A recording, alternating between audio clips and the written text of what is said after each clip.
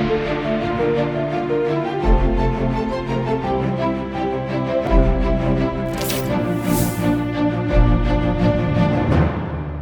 के बाद आप सभी का स्वागत है सी न्यूज़ भारत में। नमस्कार, मैं हूं रत्ना। वक्त हो गया उत्तर प्रदेश बुलेटिन का। बात होगी जौनपुर की, जहां समर भारत गैस एजेंसी के बाहर अफरा तफरी का माहौल देखा गया। साथ ही बात होगी संभल की, जहां सिरसी में दारोगा भर्ती परीक्षा शांतिपूर्ण तरीके से संपन्न कराई गई है। ऐसी तमाम खबरों पर विस्तार से चर्चा करेंगे। आगरा में अंतर्राष्ट्रीय महिला दिवस के अवसर पर स्मृति संस्था मल्होत्रा परिवार की ओर से 33 महिलाओं को उनकी उत्कृष्ट सेवाओं के लिए सम्मानित किया गया। उजाला सिग्नल्स रेनबो हॉस्पिटल में आयोजित समारोह में 11 महिलाओं को नारी शक्ति सम्मान और 22 महिलाओं को प्रशंसा अवार्ड से नवाजा गया। ये पुरस्कार बुजुर्ग महिलाओं की स्मृति में दिए गए, जिन्होंने चिकित्सा क्षेत्र में उल्लेखनीय योगदान दिया। हॉस्पिटल के एमडी डॉक्टर नरेंद्र मल्होत्रा ने महिला सशक्तिकरण को बढ़ावा देने को अवार्ड का मुख्य उद्देश्य बताया और महिलाओं के विकास के लिए 4E मॉडल पर जोर दिया। रेनबो आईवीएफ की एमडी डॉक्टर जयदीप मल्होत्रा ने इस सम्मान को अभूतपूर्व बताया और कहा कि महिलाएं हर क्षेत्र में आगे बढ़ रही हैं। कार्यक्रम में पूर्व पार्षद सुनील जैन, डॉक्टर निहारिका मल्होत्रा, डॉक्टर केशव मल्होत्रा और rotary club of Agra, Taj city समेत अन्य लोगों ने भी भाग लिया। सर, महिलाओं को सम्मान किया गया, किस तरह का सम्मान है, क्या बताएं? ये हमारी स्मृति एनजीओ, रेनबो हॉस्पिटल और मल्होत्रा खानदान की तरफ से हर साल वुमेंस डे पे नारी शक्ति सम्मान अवार्ड स्थापित किया गया। ये कोई बुजुर्ग लोगों की जो महिलाएं हैं जो बहुत आगरा में काम कर चुकी हैं, जैसे द्रौपदी मल्होत्रा मेमोरियल, सविता मल्होत्रा मेमोरियल, तो ये उनके नाम पे मेमोरियल अवार्ड्स जो हैं, सविता मल्होत्रा मेमोरियल, सविता मल्होत्रा त्रिपत कौर अवार्ड, तो ये क्षेत्रों में प्रोफेशन के, टीचर के, खेल कूद के, डांस के, इनमें हम लोग 11 अवार्ड हर साल देते हैं। वही कार्यक्रम आज किसी कारणवश 8 को नहीं हो पाया, तो आज 14 को यहाँ रेनबो हॉस्पिटल के सभागार में किया जा रहा है। इसके साथ रेनबो हॉस्पिटल में काम करते हुए डॉक्टर्स का सम्मानित होगा, महिलाओं का, और एक रिवाज एनजीओ की तरफ से विकलांग महिलाओं का और ट्रांसजेंडर महिलाओं का, उनका भी सम्मान आज यहाँ किया जा रहा है। कैसा रहा कार्यक्रम आज? अपना परिचय दीजिए। नमस्कार, मैं हूँ doctor Niharika Malhotra, rainbow hospital से। मैं चौथी पीढ़ी हूँ गायनेकोलॉजिस्ट की। आज हमने जो प्रोग्राम करा है स्मृति संस्था और रेनबो उजाला सिग्नल्स हॉस्पिटल के साथ किया है, जिसमें वुमेंस डे सेलिब्रेट हुआ है। और हम हर साल कुछ औरतों को जो आगरा में बहुत अच्छा कर रही हैं, आगरा में चेंज ला रही हैं, उनको अवार्ड देते हैं। इस साल हमने कई सारी लेडीज़ को देखा है जिन्होंने बहुत अच्छा आगरा में काम किया है और बहुत सारे अच्छे चेंजेस लाए हैं। इससे क्या होता है कि यंग लोगों को एक मोटिवेशन मिलता है और बहुत सारे लोग मिल के आगे एक पहल उठाते हैं, जिससे हमारी सिटी और अच्छी होती है। तो कुल मिलाकर काफ़ी मिलक देखा इसमें महिलाओं को, डॉक्टरों को। आज स्मृति संस्था से 12 महिलाओं को अवार्ड दिया गया है अलग अलग क्षेत्रों में, जैसे कि यंग एंटरप्रेन्योर अवार्ड है, किसी ने एनवायरनमेंट में अच्छा काम किया है, कोई अच्छी टीचर है, बहुत अच्छी नर्स है, तो उस तरह से अवार्ड्स दिए हैं। बाकी रेनबो की जो फीमेल डॉक्टर्स हैं जिन्होंने कई सालों से बहुत अच्छा काम किया, उनको भी कुछ अवार्ड्स दिए जा रहे हैं। और रेनबो की जो सबसे पुरानी फीमेल स्टाफ है, उनको भी दिए जा रहे हैं। जी, जैसा किस तरह का कार्यक्रम था, क्या कितनी महिलाओं का सम्मान है, क्या कुछ? उजाला सिग्नल्स हॉस्पिटल हमेशा की बात इस वर्ष भी महिला मिशन शक्ति 2026 का कार्यक्रम आयोजित कर रहा है। इसमें शहर की प्रमुख महिलाएं जो अनेक फील्डों में अव्वल दर्जे पर वर्क कर रही हैं, उनमें चाहे दिव्यांग भी हों, कई तरह के लोग हैं, उनको सम्मानित करने का फैसला किया गया है। और ये कार्यक्रम लगातार कई वर्षों से यहाँ आयोजित किया जाता है और इसमें शहर के प्रमुख लोग जुड़ के इन महिला नारी शक्ति को प्रोत्साहित करते हैं और उनको आगे बढ़ने के लिए प्रेरणा देते हैं। किस प्रकार का नमस्कार, मैं रणंजय सिंह, उजाला सिग्नल्स रेनबो हॉस्पिटल का यूनिट है जी। तो आज ये किस उपलक्ष्य में कार्यक्रम किया है? आज हम वुमेंस डे सेलिब्रेट करने के लिए स्मृति फाउंडेशन के साथ मिलकर एक प्रोग्राम का हमने आयोजित किया है, जिसमें हम विभिन्न फील्ड से जिन्होंने महिलाओं ने कंट्रीब्यूशन अपना दिया है उसको सराहने के लिए और उनको अप्रिशिएट करने के लिए हमने ये प्रोग्राम रखा है। इसमें हम महिलाओं की उनके प्रतिनिधित्व और उनके मार्गदर्शन के लिए जो भी ज़रूरत है उसके हिसाब से उनको महिलाओं के सम्मान में उनके अपग्रेड करने के लिए, सोसाइटी में उनके उत्थान के लिए जो भी कदम है वो रखने के लिए उन्होंने यहाँ पे ये आयोजन करा। ठीक। आगरा से सीनू संवाददाता अनुज उपाध्याय की रिपोर्ट। बहराइच के बाबागंज में रमजान उल मुबारक के आखिरी जुमा पर बाबा मासूम अली शाह वारसी की जामा मस्जिद समेत चरदा, जमोग, नानपारा नगर और आसपास के ग्रामीण क्षेत्रों में अलविदा की नमाज अकीदत, एहतराम और अमन व भाईचारे के साथ अदा की गई। मस्जिदों में रोजेदारों और नमाजियों की भारी भीड़ उमड़ी, जहाँ इमामों और धर्मगुरुओं ने रमजान की फजीलत, इबादत की अहमियत और इंसानियत भाईचारे का पैगाम दिया। नमाज के बाद लोगों ने एक दूसरे को गले मिलकर अलविदा जुमा की मुबारकबाद दी और बुजुर्गों की मगफिरत, देश में अमन, चैन, भाईचारे, खुशहाली के लिए दुआएं की। वहीं बाबागंज और संवेदनशील क्षेत्रों में पुलिस बल की तैनाती की गई और रुपईडीहा क्षेत्र में भी मुस्तैदी से गश्त जारी है। बहराइच से सीनू संवाददाता नईम खान की रिपोर्ट। बलिया में एसआई भर्ती की लिखित परीक्षा के लिए 15 परीक्षा केंद्र बनाए गए हैं और इस दौरान जिलाधिकारी और पुलिस अधीक्षक भी परीक्षा केंद्रों का निरीक्षण करने पहुंचे। उन्होंने कंट्रोल रूम और बायोमेट्रिक व्यवस्था का जायजा लिया और सतीश चंद्र डिग्री कॉलेज, गुलाब देवी महिला स्नातकोत्तर महाविद्यालय के परीक्षा केंद्रों का निरीक्षण किया। अधिकारियों ने कंट्रोल रूम में हो रही गतिविधियों की रिकॉर्डिंग सुरक्षित रखने के निर्देश दिए। प्रशासनिक अधिकारियों से जानकारी ली गई कि परीक्षा में कुल कितने परीक्षार्थी उपस्थित हुए और कितने अनुपस्थित रहे। बलिया से सीनियर संवाददाता जेपी तिवारी की रिपोर्ट। भदोही के डीग ब्लॉक के जोगापुर गांव में बीती रात चोरों ने बड़ी चोरी की। चोरों ने 11 पोल के बिजली के तार काट कर ले गए। पिछले 2-3 दिन से रात में बार बार बिजली कटने की घटनाओं के बीच ये चोरी हुई। घटना से गांव में दहशत का माहौल बन गया और जनजीवन अस्त व्यस्त हो गया। ग्रामीणों ने 112 पर सूचना दी, जिसके बाद प्रशासन और बिजली विभाग मौके पर पहुंचे। सेमराज चौकी प्रभारी संतोष सिंह ने घटनास्थल का मुआयना किया। शासन और बिजली विभाग से जल्द कार्रवाई कर बिजली बहाल करने की उम्मीद की जा रही है। भदोही से सीनियर संवाददाता संतोष मिश्रा की रिपोर्ट।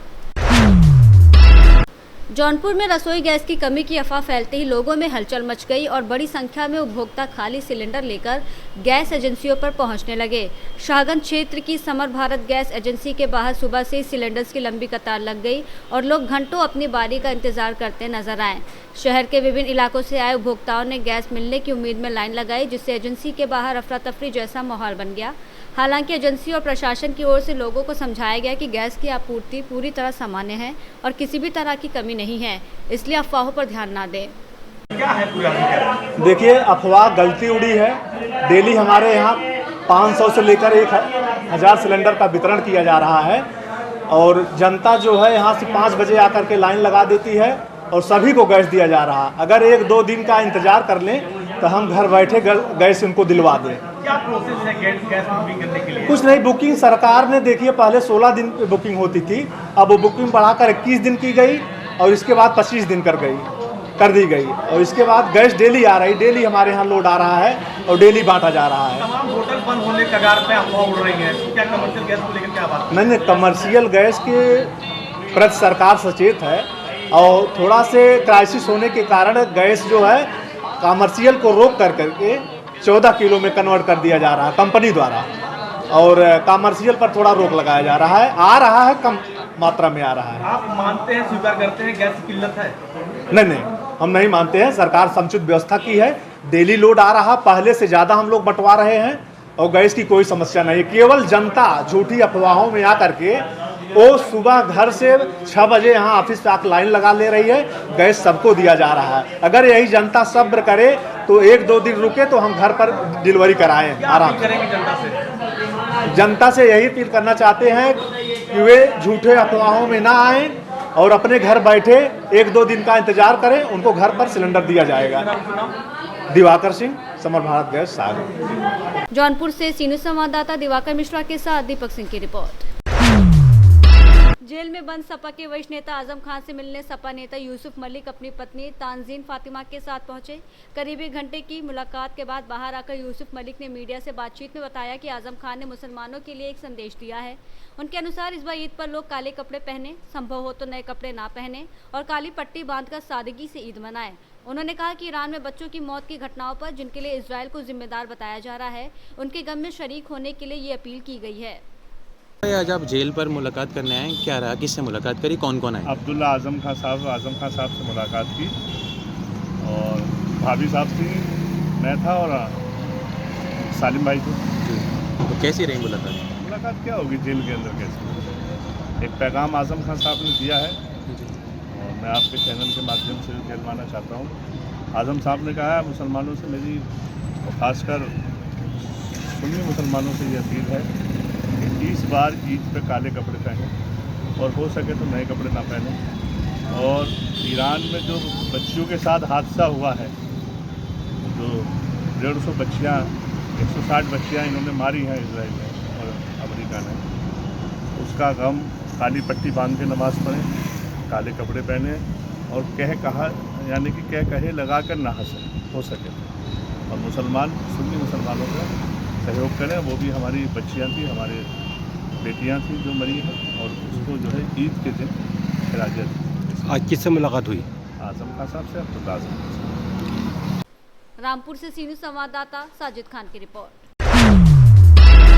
सिरसी में दरोगा भर्ती परीक्षा को लेकर परीक्षा केंद्रों पर सुरक्षा के कड़े इंतजाम किए गए हैं। कस्बे के जवाहरलाल मेमोरियल इंटर कॉलेज और राजकीय कन्या इंटर कॉलेज को परीक्षा केंद्र बनाया गया है, जहां सुबह से ही बड़ी संख्या में अभ्यर्थी पहुंचने लगे और सघन जांच के बाद ही उन्हें प्रवेश दिया गया। पहली पाली में जवाहरलाल मेमोरियल इंटर कॉलेज में 480 और राजकीय कन्या इंटर कॉलेज में कई अभ्यर्थियों ने परीक्षा दी, जबकि दूसरी पाली में दोनों केंद्रों पर करीब 240 अभ्यर्थी शामिल हुए। परीक्षार्थियों की सुविधा के लिए बाहर अस्थायी शौचालय, शीतल जल और वाहनों के लिए पार्किंग की व्यवस्था की गई थी। परीक्षा को शांतिपूर्ण ढंग से संपन्न कराने के लिए भारी पुलिस बल तैनात रहा और थाना हजरतनगर गढ़ी प्रभारी सुधीर कुमार पवार और सिरसी चौकी incharge Shah Faisal police team के साथ मौके पर मौजूद रहे। संभल से सीनियर संवाददाता इसरार आलम सैफी की रिपोर्ट। सिद्धार्थनगर में मुख्यमंत्री सामूहिक विवाह कार्यक्रम में 319 जोड़ों का विवाह उनके धर्म और रीति रिवाज के अनुसार संपन्न हुआ। बीएसए ग्राउंड पर आयोजित इस कार्यक्रम में स्थानीय सांसद जगदम्बिका पाल, नेता प्रतिपक्ष माता प्रसाद पांडे, विधायक विनय वर्मा, पूर्व मंत्री सतीश द्विवेदी और जिले के आला अधिकारी मौजूद रहे। इस कार्यक्रम में 226 हिंदू, 74 बौद्ध और 19 मुस्लिम जोड़े शामिल थे और सभी का विवाह उनके धर्म के अनुसार संपन्न कराया गया। मुख्यमंत्री सामूहिक विवाह योजना के तहत जोड़ों को 50,000 रुपये नकद, 35,000 रुपये की जरूरत का सामान और 15,000 रुपये शादी पर खर्च के लिए दिए गए। सिद्धार्थनगर जिले में पिछले 1 महीने में इस योजना के तहत 4 आयोजन हो चुके हैं और अब तक 1112 जोड़ों की शादी हो चुकी है। सर, आज सिद्धार्थनगर जिला मुख्यालय पर सामूहिक विवाह कार्यक्रम का आयोजन हो रहा है, किस तरह से देखते हैं और क्या कुछ कहेंगे इस कार्यक्रम को लेकर सरकार से? देखिए, पूरे देश में यह बहुत ही अद्वितीय और सुंदर परंपरा उत्तर प्रदेश के यशस्वी मुख्यमंत्री श्री योगी आदित्यनाथ जी ने 2017 में मोदी योगी के नेतृत्व वाली डबल इंजन की सरकार बनते ही शुरू की। माननीय मुख्यमंत्री जी हमेशा इस बात से चिंतित रहते थे कि जो गरीब परिवार है, जो अपनी बेटी के हाथ इसलिए नहीं पीले कर पाता क्योंकि उसके पास धन नहीं है और वो अच्छी व्यवस्था करके बिटिया को विदा नहीं कर पाता, तो उन्होंने संकल्प लिया कि हम बेटी के बाप बनेंगे। मुख्यमंत्री, सांसद, विधायक, सरकार बिटिया का बाप बनकर, बिटिया की माँ बनकर उसके हाथ पीले करेगी। और तब से पिछले 9-10 वर्षों से पूरे उत्तर प्रदेश में ऐसी लाखों गरीब परिवार की कन्याओं के विवाह सरकारी व्यवस्था से, टेंट भी सरकारी, बारात भी सरकारी, घराती भी सरकारी, कुल मिला भोजन भी सरकारी, बिटिया की गृहस्थी शुरू करने के लिए उसके खाते में नगद पैसा, गृहस्थी के आवश्यक सामान, और हम सब लड़की वाले बनकर यहाँ आकर के उनको शुभकामना देते हैं, आशीर्वाद देते हैं। ये बहुत ही अनूठी परंपरा है, बहुत ही यशस्वी कार्यक्रम है। आज सिद्धार्थनगर में भी पिछले कई दिनों से 1000 से अधिक जोड़ों का विवाह संपन्न हो रहा था। आज इस लगन का अंतिम कार्यक्रम था। मैं सौभाग्यशाली हूँ कि जिला प्रशासन के आमंत्रण पर मुझे भी यहाँ आकर सबको शुभकामना देने का अवसर मिला। बहुत बहुत बधाई। हाँ सर, सरकारी तंत्र से विवाह का खर्चा जनप्रतिनिधि और अधिकारी, बाराती घराती दोनों क्या कुछ कहेंगे? ये मुख्यमंत्री योगी आदित्यनाथ जी की संवेदनशीलता है कि जब वो सत्ता में आए उस समय 35,000 शादियों के लिए मिलता था, फिर उन्होंने उसको 51,000 किया और आज 1 लाख रुपया प्रत्येक शादियों के लिए शासन से योगी आदित्यनाथ जी के निर्णय से हुआ। आज सिद्धार्थनगर में उस मुख्यमंत्री सामूहिक विवाह में 14 फरवरी से 14 मार्च तक 1 माह में 4 बार सामूहिक विवाह हुआ, जिसमें 1112 जोड़ों की शादियां हुई। सबको 1 लाख रुपया, 51,000 नगद, 35,000 का सामान, 15,000 उनके इस भव्य इंतजाम पे लगा। और इसमें बड़ी संख्या में जो 14, 22, 27 को हुआ उसमें 793 शादियां हुई, जिसमें हिंदू रीति रिवाज से 555, बौद्ध 178 और मुस्लिम 60 हुआ जिनका निकाह। और आज 319 हुआ। 226 हिंदू रीति रिवाज से, 74 बौद्ध से और 19 कुल मिलाकर के। निश्चित तौर से आज ये अपने आप में कीर्तिमान है कि सिद्धार्थनगर में एक माह में मुख्यमंत्री सामूहिक विवाह में 1112 शादियाँ होना अपने आप में एक रिकॉर्ड है। इसके लिए प्रशासन ने भी जो एक पहल किया और लगातार 4 बार, यहाँ साल में 1 बार या 2 बार होता था, इस बार 1 महीने में 4 बार किया। ये इस बात का द्योतक है, प्रतीक है कि मुख्यमंत्री योगी आदित्यनाथ जी का संकल्प है कि कोई भी बेटी किसी भी जाति धर्म की है, पैसे के अभाव में, पारिवारिक आर्थिक कठिनाई के अभाव में शादी से, निकाह से वंचित नहीं होगी। आज उसी का परिणाम है कि 1112 शादियाँ हो गई। सिद्धार्थनगर से सी न्यूज़ संवाददाता धर्मेंद्र कुमार की रिपोर्ट। बुलेटिन में फिलहाल इतना ही। देश और दुनिया की तमाम बड़ी खबरों के लिए देखते रहिए सी न्यूज़ भारत।